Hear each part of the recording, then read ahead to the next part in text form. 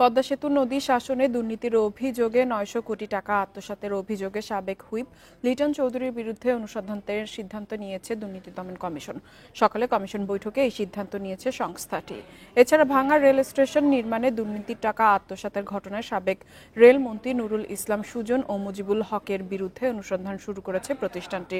প্রথম অবস্থায় এই স্টেশন নির্মাণ ব্যয় ৯ কোটি টাকা ধরা হলেও পরে ব্যয় বাড়িয়ে করা হয় ১৫০ কোটি টাকা। পাশাপাশি স্বর্ণ চোরাচালান করে হাজার কোটি টাকার অবৈধ সম্পদ অর্জনের অভিযোগে স্বর্ণ ব্যবসায়ী দিলীপ কুমার আগরওয়ালা ও এনামুল হকের বিরুদ্ধে অনুসন্ধান শুরু করেছে সংস্থাটি।